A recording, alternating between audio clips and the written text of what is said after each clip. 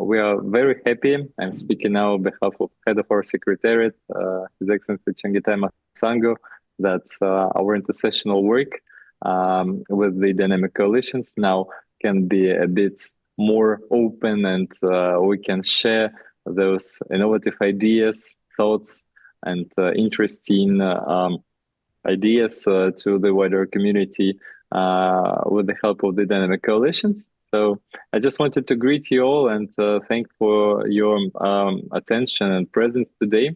We hope that this is just the beginning, that our webinars will be a good tradition.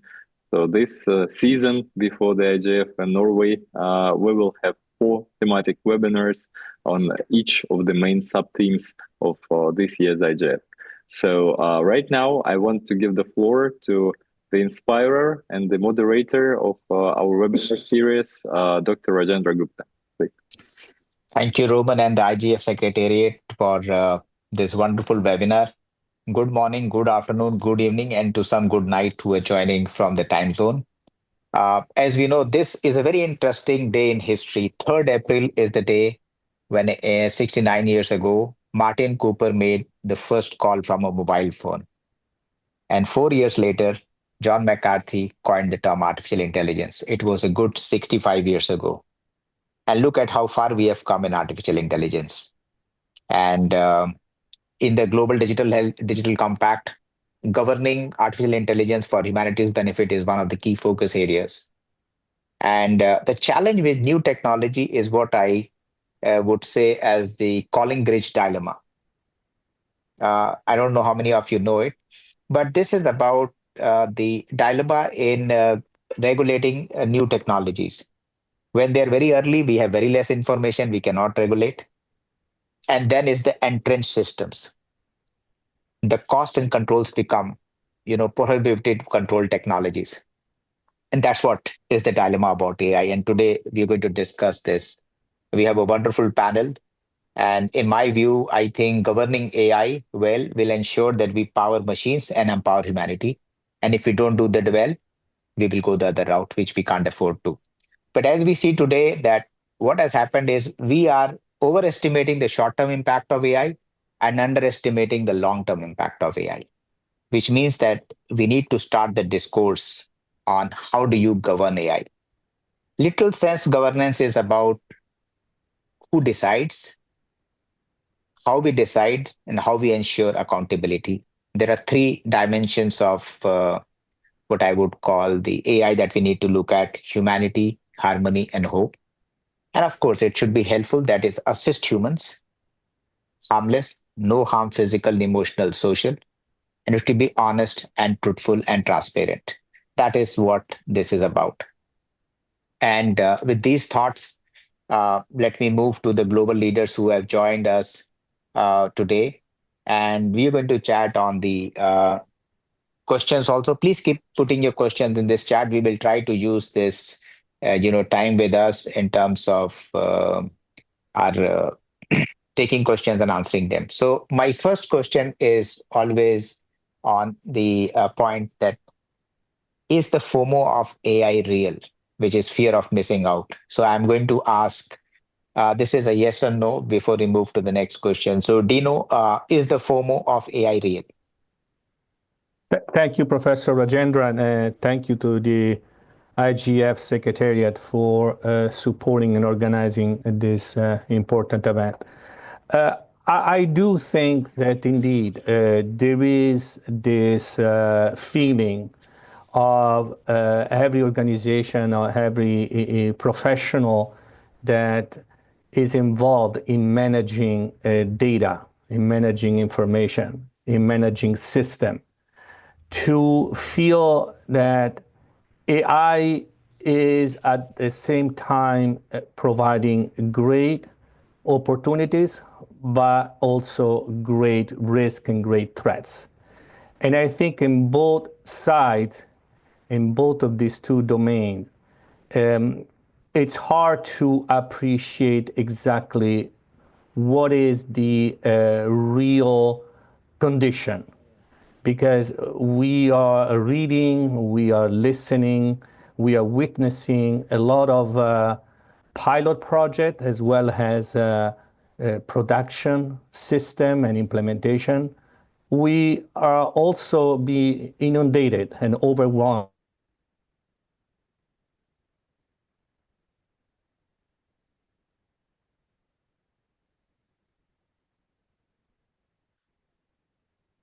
Roman, did I lose Dino?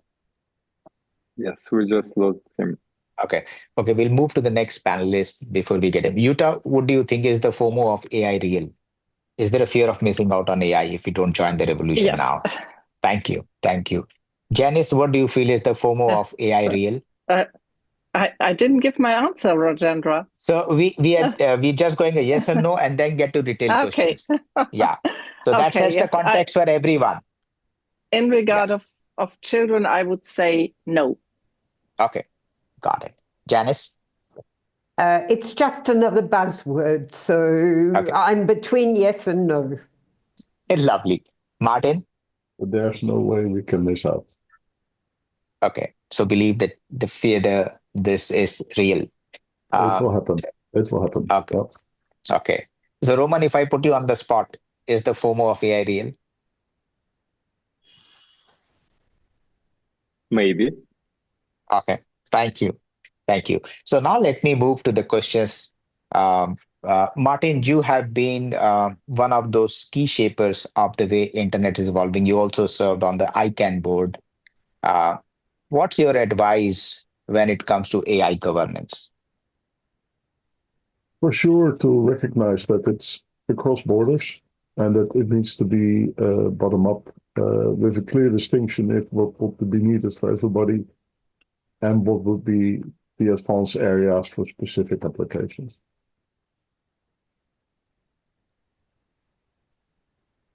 Gunjan has not joined, so I'm going to go back to Janice.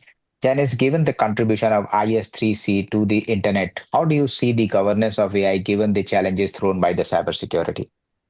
Well, first of all, let me say that our dynamic coalition comprises lots of working groups. We're working on all sorts of areas of governance, but also my particular focus is on education for cybersecurity, but also for human rights and for democracy. I'm very concerned about AI because none of us has really got our head around it. No one has really understood how to educate young people and how to educate those that are concerned with the governance about AI. I have the great privilege of working with engineers at Snapchat and at Meta. We're all struggling to understand what this thing is, but somehow we have to make the public understand that, yeah, AI predicts, it's unpredictable. It creates content, but it also hallucinates. It's the world's best profiler, and therefore algorithms are going to be more pointed. We're going to become more biased, more polarized. So I'm extremely concerned about it, as is our dynamic coalition. And we'd love to see us all working much closer together. We think we need a hub where we come together, share ideas, and really go much deeper, but stop reinventing the wheel in this. So education for me, and I don't see enough of it at the IGF. Thank you, Janice. Gunjan, you joined. Gunjan, you have been the pioneer on the search engine space, which you did more than 3 decades ago. So my first short question to you is the FOMO of AI real? So, thank you, Professor Gupta, and we're glad to be on this forum here. I think clearly the opportunities that AI presents are very real, and much has been discussed and talked about it in general. But I think the risks that surround AI are also as real. And in my world, as what I am seeing is we have to understand the downside implications of AI. What are the things that could go wrong societally that has to be addressed? For example, we can't leave humanity behind, in the pursuit to develop AI. A lot of companies are using AI as a tool for productivity development and reduction of workforce. While economically that might just be the right decision, the question is what happens to the labor forces, the workforces in the future, in the age of AI? We have to think about that question. How do you retool, upskill, and bring people along, knowing that robotics, AI, humanoids, all of that are coming? And I think, Janice touched upon the other issues about fairness and ethics that has to be also the guardrails that has to be kept around AI. So I think there are two topics in my mind is really around the risks around AI, is the extent of the massive job losses that are possible here and that are actually coming. We have to have a clear strategy in terms of reskilling, upskilling for the masses at scale, and there has to be a program to drive that. And then the second is, how do we build some governance around AI for more fair, unbiased operations of AI itself? Thanks, Gunjan. You touched a very important point on the job losses. And Jutta, you represent the dynamic coalition where we talk about the children. On one side, we have governance of AI, and then the other hyphenated part is humanity's benefit. So as the one who does phenomenal work for the children and the secure internet, how do you see humanity's benefit, and how do we handle it from a governance standpoint? Yes, my answer will be twofold. On the one hand, I do think that really AI offers great opportunities, especially for children's education. And when we consider how we can achieve the SDGs better with AI, which is of course our topic today, then I would say the goal number 4, it can definitely be better achieved by the use of artificial intelligence. On the other hand, we also need to have in mind, and we shouldn't have a blind eye in this regard, that not everything goes well by its own. So, and probably we need to learn from the lessons that we had to learn when the internet started spreading to all users from academia and military areas where it was developed beforehand. And at that time, more than 30 years ago, okay, we were considering that it will develop on its own, that it will regulate itself on its own. And now we had to face over the years the situation that there are several areas that need to be regulated and that need a strong governance.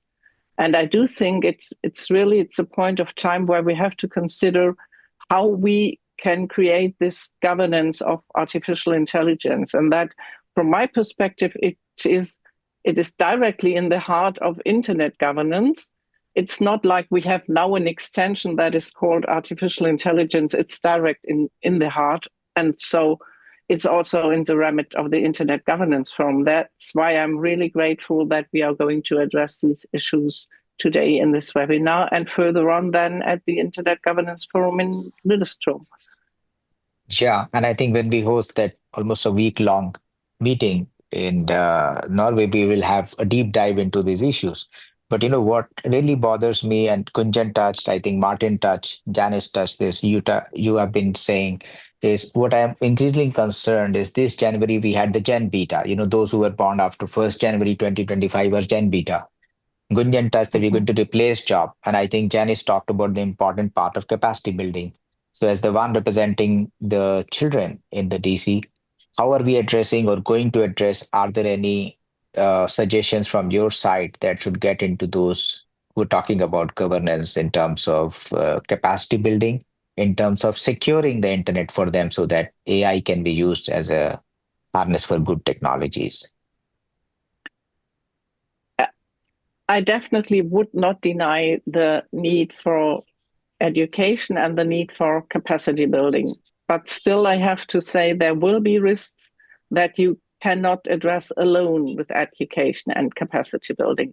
Even though we might have a generation that is completely trained on artificial intelligence, there will still be areas where knowledge and expertise alone will not solve the problem. And that is, we have to bear in mind that there always will be, let me say, bad actors with bad intentions, with not having the best interest, I would say, of all the users. Also, it's the term coming from the UNCRC, or the best interest of the child. But we have the situation that not everybody has in mind the best interest of other actors, of other stakeholders, of other users, but their own interest in mind. And considering that, education has a very important role to play, but still we need some kind of regulation that addresses the developers of AI applications, the providers of AI applications, those who provide platforms where AI is used. And we can address that somehow with transparency, but still, when it's transparent, what is AI created and what is created, for example, by me or by anyone else here in the room, even though it might be transparent, it's still a question whether these types of content probably should not be regulated to not be produced. Let me give you an example. When I can take a prompt to produce a certain type of images, and we know that there is a huge amount of child sexual abuse imagery on the internet. So why not having a regulation that just does not allow to have a prompt that creates a child sexual abuse image by artificial intelligence? This is in the remit of the developers of AI products. It's not in the remit of those who are using these products, but it starts beforehand. Excellent. Dino, you are back, and I have an important question. You lead the UN Joint Staff Pension Fund, and you recently got an ISO certification for AI. So what has been your learning in the process of getting that AI certification that you would advise those handling the governance of AI? Thank you very much, Professor Agenda, and apologies, I had a connectivity issue. So we learn a lot. Indeed, we have been the first UN entity to achieve this certification. And some of the lessons learned apply to the fact that when dealing with AI, we are dealing with a completely novel sets of threats, as well as an approach. I believe that in the past, in my experience of dealing with cybersecurity risk, with threats related to data integrity, to data potential manipulation, data governance, we used to adopt a more static approach. What's happening now with AI is that the complete life cycle of AI is so dynamic that it requires if I may use the expression, an approach that is focused on following the data. And in the AI process, each step of the way, from the identification to the data, to the collection of the data, to the training of the model, to the processing of the query, to the presentation of the output and the outcome of the result, requires a constant analysis and verification of what are the threats, what are the mitigating controls, and most importantly, and I think here is if you will, the novelty of the challenge that we have in front of us, is how to explain what's happening. So the ISO standard for the management of artificial intelligence, ISO IC 42001, is focused on two principles: transparency and explainability. And this is, I think, the biggest challenge, is to be able at each step of the way to document what's happening in terms of making the process transparent and in terms of explaining what's happening in each step and what will be the end result. So I think that if I can summarize in one concept, what is the biggest challenge of certifying an AI management system, the transparency and explainability of the process is probably the biggest challenge. Thank you. Back to you. Thank you so much, Dino. Maarten, coming to you, AI actually builds upon the data we feed in. While the world is increasingly focusing on the narrative on AI, we are not talking much about data. And I run a global campaign called Data First, AI Later, that if the data addresses three issues of integrity, integration, then intelligence will fall in place. What's your take on the quality of data, and are we doing good enough so that AI becomes really worth relying?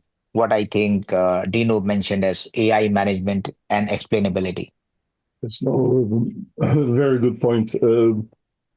In the core, back to Dino, I think algorithms should be auditable in some safe way, because there's a lot of IP in there to fully understood. But they should be responsible, and there should be rules against, as you see in some of the regulation on the data focus there. Of course, I'm representing DC IoT, and a lot of the data that generates action by AI-enabled environments will be collected by the devices that are out there. And then maybe some input from people. What you want to avoid is that the data are tampered, because the quality of data is key.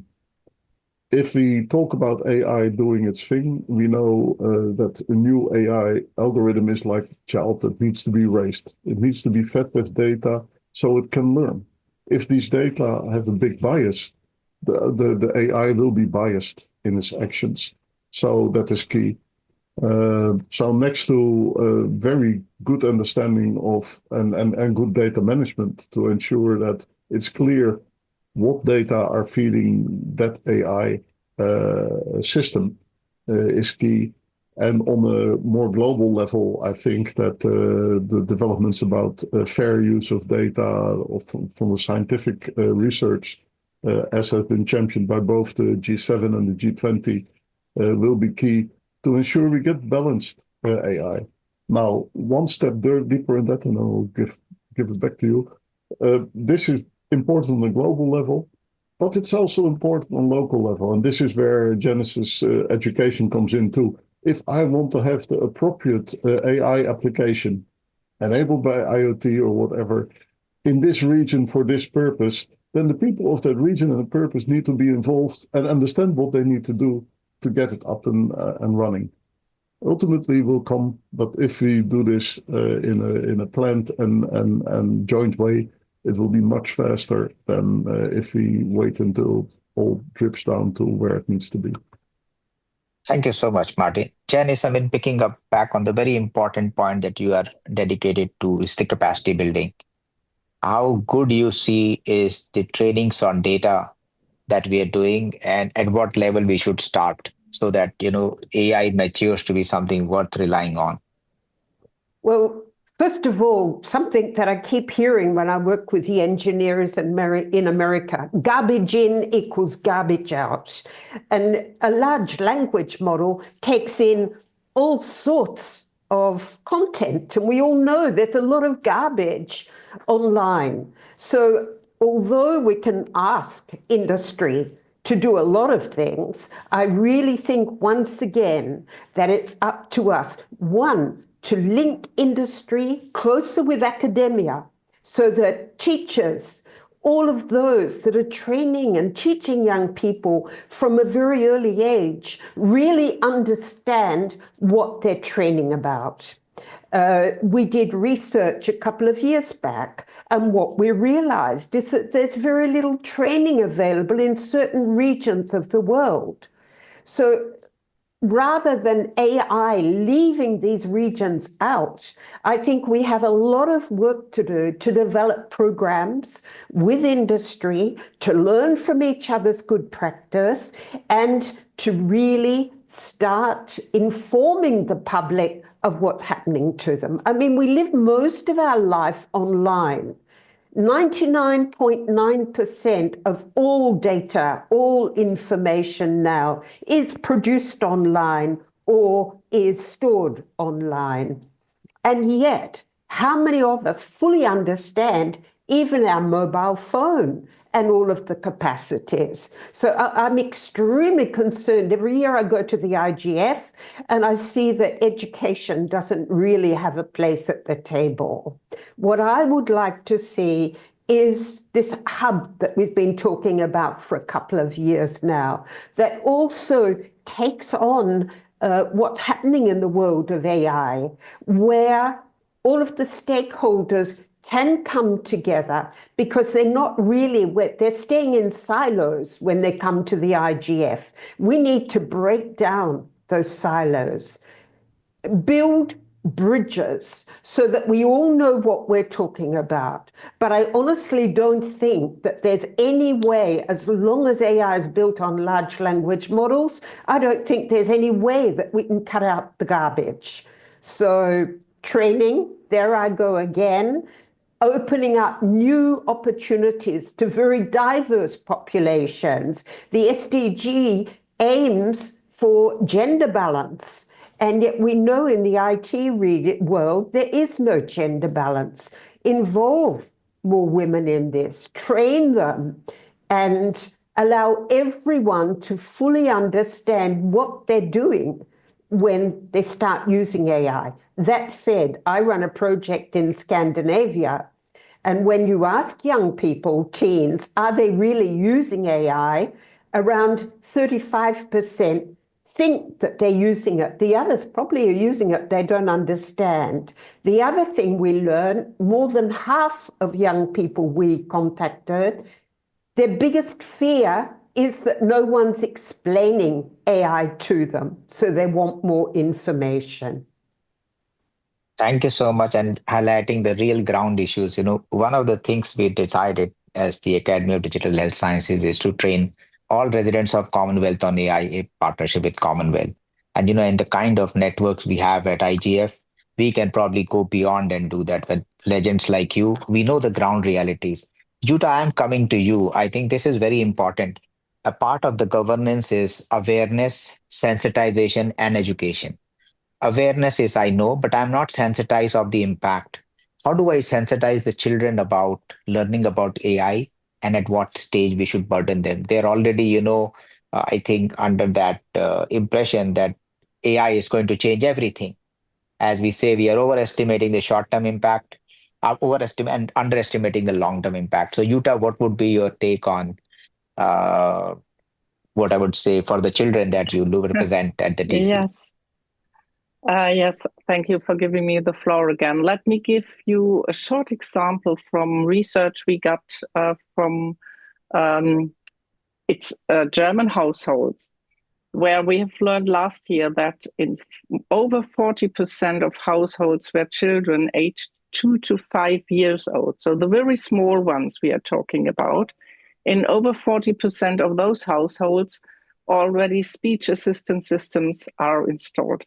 And what is a speech assistant system? It's based on AI, and it produces answers to questions that even are asked from children who are not able to read, but they can ask their Alexa, Siri, or whatsoever the tool is called, a certain question, and they will get a certain answer. Even more than 8% of children aged 2 to 5 have this in their own bedroom. So they are using these systems alone. And there again, I have to say, what can we do with education? Definitely we need children to educate children in this regard, but still also we need to design these services in a way that they can be used safely. So it's always both trends. It needs the education, it needs transparency, but it also needs a design. And what we say from the child rights community, I would say there needs to be a child rights impact assessment.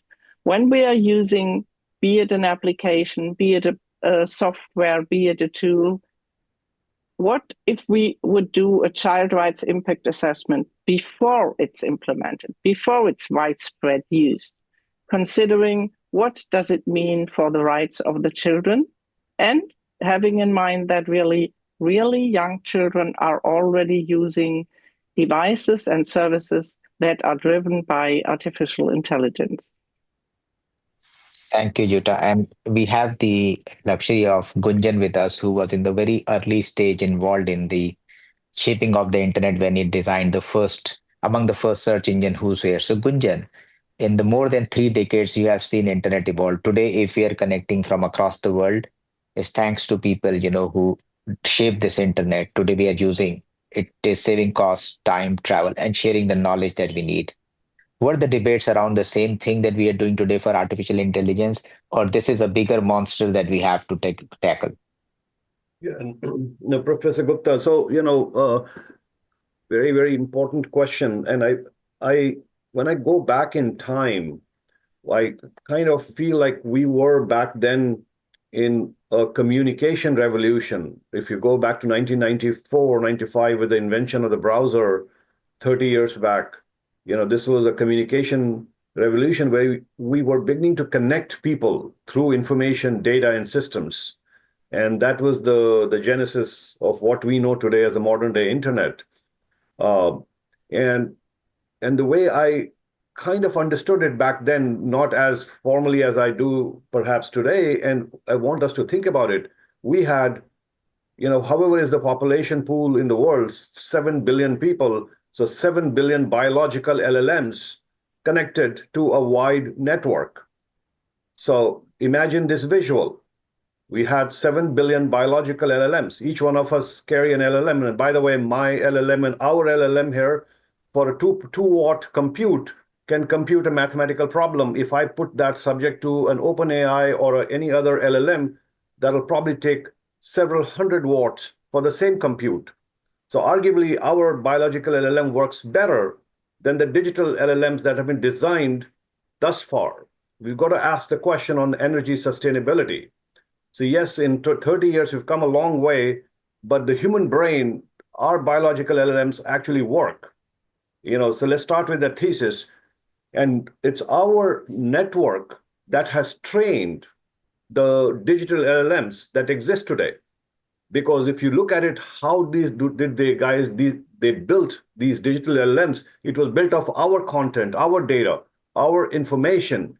So we help them build the digital LLM, which exists today, which is really nice that it exists. But I think there has to be some guardrails around, now that these AI systems are in play, they need to have an equal responsibility to train the biological LLMs in the inverse, because is the training that happened from the humans to the digital LLMs have happened, the inverse also has to happen, that we need to have specific statutes, self-governing policies around how these AI systems train humanity, because that's the upskilling, that's the job skilling, and that's the way humans become relevant. And we built what I would call a human-centered, AI. Stanford has launched a human-centered AI institute, which is great. But what we need to do is to have a broad-based discussion of what is a human-centered AI, not just an AI in isolation of humanity. I think those are the important questions that we have to land going forward. But I draw the parallel from last 30 years, as I said, the communication revolution that kind of now moving into this intelligence revolution. And from here, we need to get to a human-centered AI and intelligence revolution. I think that's when the society benefits in its purest form. Thanks, Gunjan. Maarten, you heard all that we have talked, and having sat on the ICANN board, you also know the shifts that are happening are no less than seismic. How do you comment on the developments that are happening with regards to AI, and how do we look at this going forward? How many elements in governance would you want us to touch upon, and which are those? No, I think Gunjan was right on it. It's very important to consider the fact that this is a global technology. Digital divide is an element we need to think of, but also how can this be abused and used? Actually, I'm just back from a conference where Jutta was as well, which was organized by the European Commission and the Polish presidency, about Web 4.0, and it's about virtual environments. Now, it's not 100% one-on-one with what we do, but this is part of the future that we're building, and that AI is also enabling. And what was very clear there is that some people at the moment, as well aware as we are, or even less, would say this all needs to be available for everybody. That's not going to happen. But we would need to say this is what needs to be accessible for people, and we would need to put in guardrails to say this is how it cannot be abused towards people. What we do at ICANN is one of the things for internet governance policies that we design. We also look into the global public interest. Maybe that framework is useful when we consider stepping forward in AI too, because some of it will affect the world, even if some extremes may be very much in the lab or wherever. So, Maarten, do you think that AI over time should be considered from digital public infrastructure to digital public good? Do you see that happening as a reality? It's like data management agenda. I mean, you're deep into that as well as a researcher. How do you get access to the right data? How do you get access to the right AI tools? I think one of the things that I've seen and continue to firmly believe, not only because I'm the ICANN board, but also because in all my thinking, I can't find a better way. Let's keep this underlayer that gets us where we need to be, that gets us to connect. That's a technical underlayer. Let's make sure that it's robust, that its integrity continues to improve, that it takes into account challenges like the challenges that come from quantum, from AI. But let's keep that to be a global public good. On that, we will need some AI applications that are similar, the global public good. I can imagine that there would be a world system that would help us to deal with global heating, that would bring data together, that would bring models together, and that would have both a global picture as local action. And I can see very local applications. So it's going to happen. And I think to continue to assess that it's in the global public interest is a key thing, because with Gunjan, I believe AI is to serve us, not the other way around. Yeah, and I think you are very right when you look at all those very important discussions, that when you look at a governance framework right now, too many people are regulating AI, and that's not just governance. There are more facets to that. Everyone is jumping in the fray. One side, we have Fear of missing out. leader, one leader who says we want to lift all regulations so there is innovation. Other side, we want to say, rightly so, is regulate what's very important. So I think we have to have a fair balance of what, where, how we will regulate, what we will let go for innovation. And I think this brings me to a very important person on this panel who was also involved in setting of the IGF. His name is Marcus Kramer. Marcus, you have been a career diplomat, being involved with IGF since the inception, and probably played a key role in setting this up. When you look at these discussions, sometimes we are left, are we actually going somewhere, or are we discussing the same things? As a diplomat, what's your viewpoint? And when you see this debate on AI governance? You're on mute, Marcus.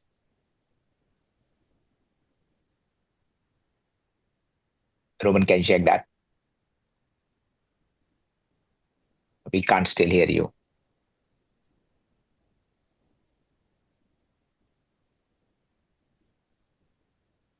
No, we can't. It's so sad we can't hear your views. We'll still keep coming back to you. We hope we will hear you. But what I want to do now is go back to Dino, and Dino, ask you the same thing as the one who represents UN Joint Staff Pension Fund, who has done large-scale deployments on technology and among the first to get that certification on AI. How do you see this debate on governance, and what should be the contours of governance coming from a multilateral body?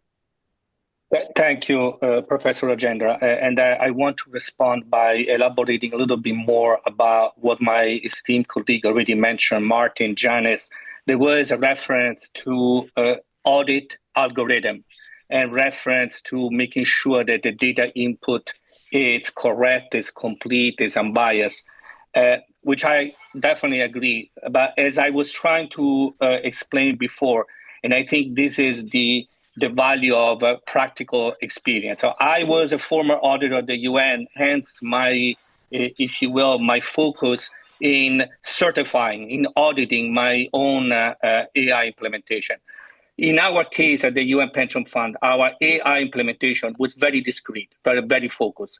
Basically, we adopted AI to fight AI, and was done in a very, if you will, limited scope by matching pictures, by matching biometric profile, by matching data and images that we have in our system. However, I think we need to recognize that here with AI, we have the so-called problem of the black box. Even in those cases where we have a perfect and ideal input of data, even in the perfect case where we have complete transparency about what we are feeding into the system, the black box is too and very complex. And therefore, I think here is where the value added of fora like the IGF and other UN or international fora that brings together practitioners is that we can gain the experience and the competence of subject matter experts that can help us to elaborate the kind of auditing parameter that we need, because we need new auditing parameters. The problem that we have in front of us is with emerging technology, we also have an emerging standard. We don't have a mature auditing criteria, mature audit program, because again, the problem of the black box is such that we may be ending up drawing conclusion where correlation is not causation, where the huge number permutation of what happened is a black box. It may lead us to create certain type of interpretation that are not representative of the reality.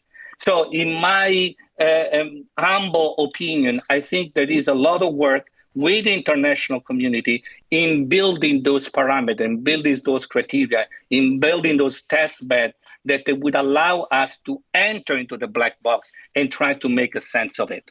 Thank you. Back to you. Thank you, Dino. Can we get Marcus back if we can hear him before we move to questions? Marcus, can you try again? We're not able to hear you, Marcus. That's so sad. Apologies. I think I was very keen that we hear you. You have been a great source to get all this going. So let us move to questions. But before that, I think one of our MAG members, Amrita, is here. Amrita, would you take the floor and share your views before we take questions?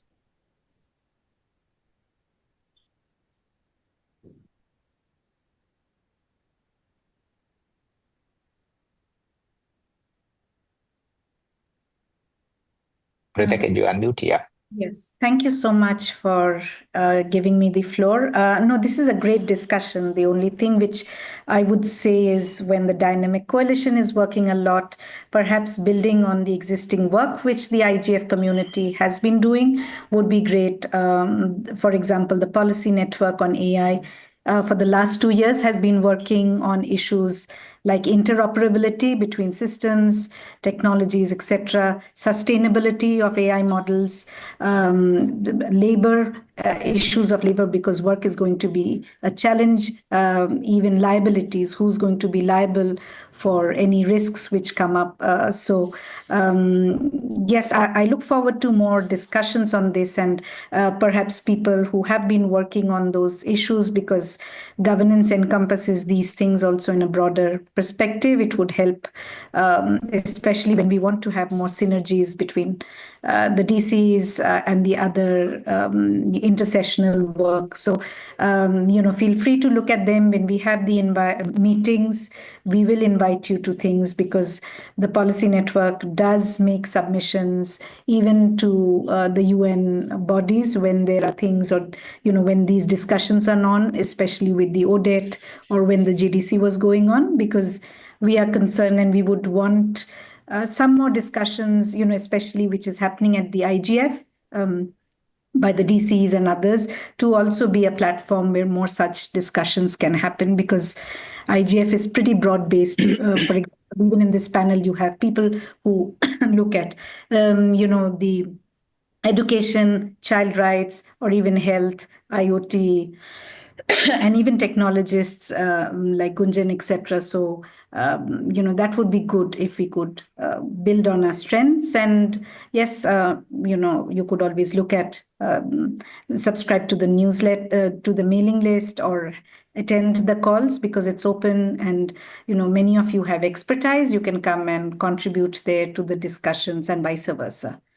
So we would like to see more collaboration between the PNAI and the Dynamic Coalition on AI in case there are future discussions. Thank you.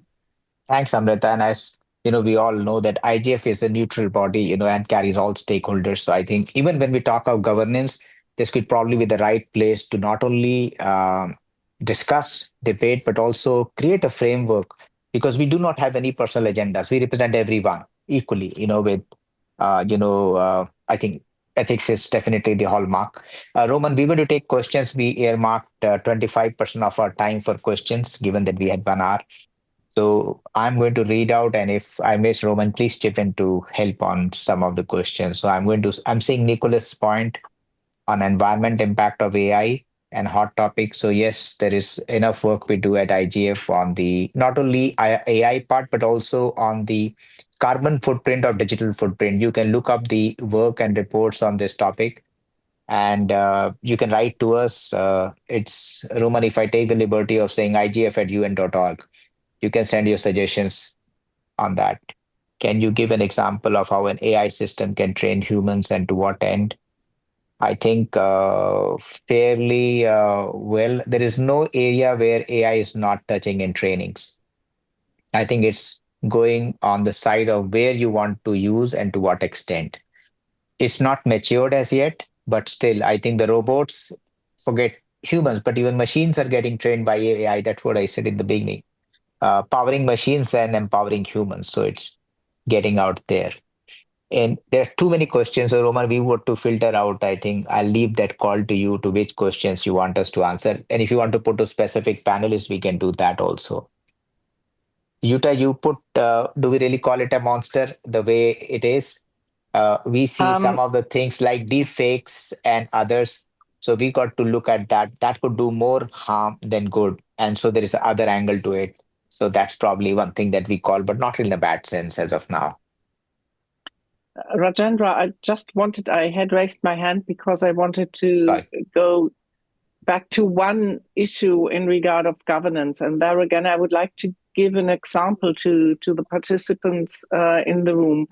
The European Commission has enacted the AI Act last year. And when you look in the history of how the AI Act was developed, you will see that in the draft, in Article 4, was foreseen an obligation to provide AI literacy training across all actors and all stakeholders. This would mean also what we call the end users. That means the children as well as adults that are using AI applications. Unfortunately, during the trilogue, this obligation has been deleted and it hasn't made its way back into the final version of the AI Act. So now we have an instrument of governance that is for the whole European Union, and it was already in that we need training of AI literacy, and it has been taken out. And we should consider what signal that would give to all the people that are now planning for, we need to educate people, we need to train people, when it was taken out for reasons we don't know yet out of the AI Act, that will definitely not have an impact on European Union countries, but around the world, of course. So therefore, I'm pledging that we take a strong stand in the internet governance community, asking that education, that training for AI literacy is very important, and that with the governance instruments that we have at hand in the worldwide global internet governance community, to strengthen that player for we need the training, we need the education. Gunjan, you have a point here. Yeah, no, and I mean, I could not agree more with the comments made earlier by Jutta here and Professor Gupta. You are quite aware of some of the work that we have been doing around kind of AI literacy and what one of the companies I'm involved in, we are basically looking at kind of democratizing education through much more of what I call gamified, simplified ways for people to learn in bite sizes and make education the core agenda, because that's how the humans move up the kind of the curve in the age of AI.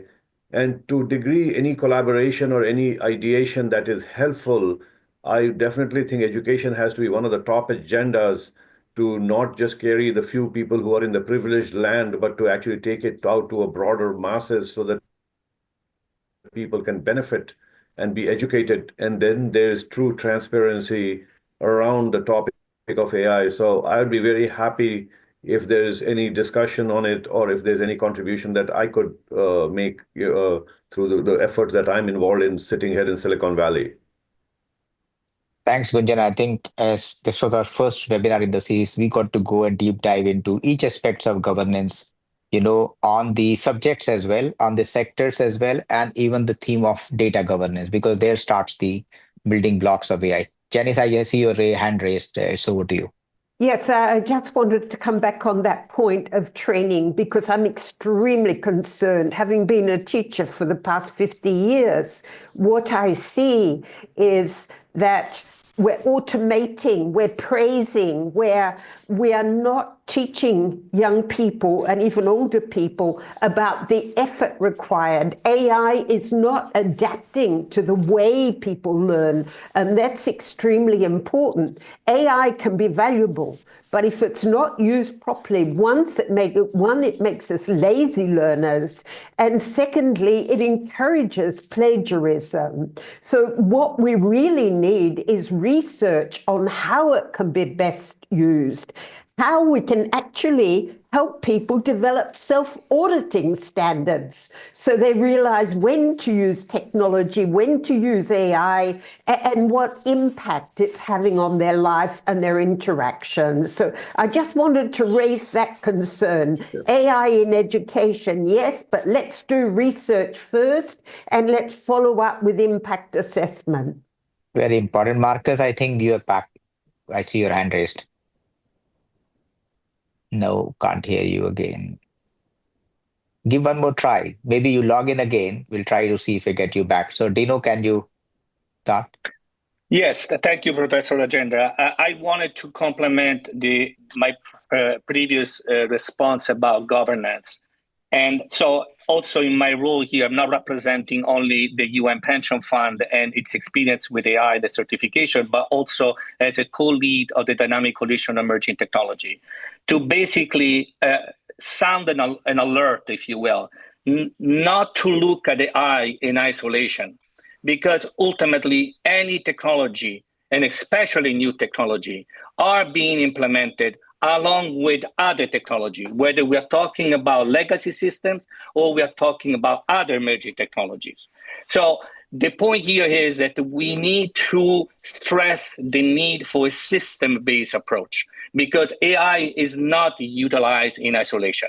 And we need to understand the interdependence, both in terms of risk, but also in opportunities. For example, in my application, again, just to be very practical, very tangible, I use multiple innovative technology, AI, biometrics, blockchain. And I think there is a merit, for example, in looking at the fact that AI is a probabilistic discipline, where the blockchain is deterministic. So the convergence of this technology can provide the value added of having technology that compensate the risk and the threats of other technology when they are combined together and integrated into a system-based solution. So I just wanted to, again, raise the attention to the need of having a system-based approach and looking at the convergence and the integration of this technology and not looking at them all in isolation. Thank you. Thank you, Dino. And I think I really appreciate whatever we are discussing, and then putting it under a system approach means that we are going to cover it from an entire system perspective, rather an ecosystem perspective, which just does not limit to the domain, but also touches upon the other, I would say, the galaxy of things that get to be touched by AI. Gunjan, I see your hand raised. It is an old one or a new one? Yeah, new one. Okay. So, and Janice made a great point in terms of thinking about AI in education and the systems thinking that Dino was referencing. And I want to bring to attention one of the key points in education is, if you think about it, what's going on right now is we are asking the questions and AI is answering the questions. And every time that happens, AI gets smarter and it makes us less capable in some ways. Now, I want to solve the inverse. And this is a question of, so one of the things that we are experimenting and building is this question of what I call QLLM, which is the inverse of an LLM that answers. This is an LLM that questions. And so I have spent some time with one of the professors whose book is pretty well referenced on this topic. It's called Questions Are the Answers. And it's a very important perspective. He's a professor at MIT. And the basic idea for creative problem solving, innovation, and change is asking the right question. That's where the key learning, the insight for how humans progress happens. It's built around questioning, not around just getting the answers. So if we can start to have AI ask the right questions so that human mind starts to think disruptively, creatively, that's the duality that we need to establish, the dialogue system that we need to establish. Right now, it's a singular flow where we ask the questions, the answers come from the other side.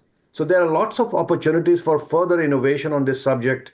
And I feel like the platform like this one is the right forum to be able to ask these questions and develop a system that is not just good for AI, but also good for humans. Thank you, Gunjan. I think when I started, I said about the Collingridge dilemma and the only way out on this domain, which itself doesn't know where it is headed. AI still, you cannot predict where AI will finally go to or take us to. I think the way out for us is a continuous dialogue and discourse on this topic and an experimental, governance framework, which a forum like IGF is very well positioned to handle, and with the right leadership and right mentorship of Marcus, support from the Secretariat. And I think this was our very first webinar in this space, and we look forward to do a deep dive going forward. And this has been an eye-opener for all of us to discuss, and with nearly 100 people joining us, though we did at a short notice. I thank you all. Over to Roman for the closing remarks. Thank you, everyone. And it's a perfect timing. Thanks, Dr. Rajendra.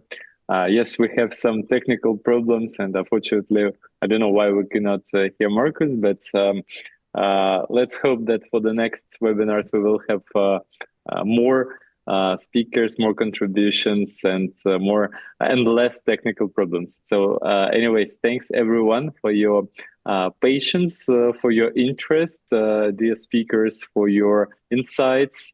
At some moment, we have passed the mark of 100 participants. It means that probably our webinar was a little bit of interest to everyone. So thank you very much again. Thanks to our Captions First team for human captioning. We will be able to share the recording of this webinar, and we hope that it becomes a good tradition. Thanks, everyone, and have a wonderful evening. Thank you. Thanks, Lord.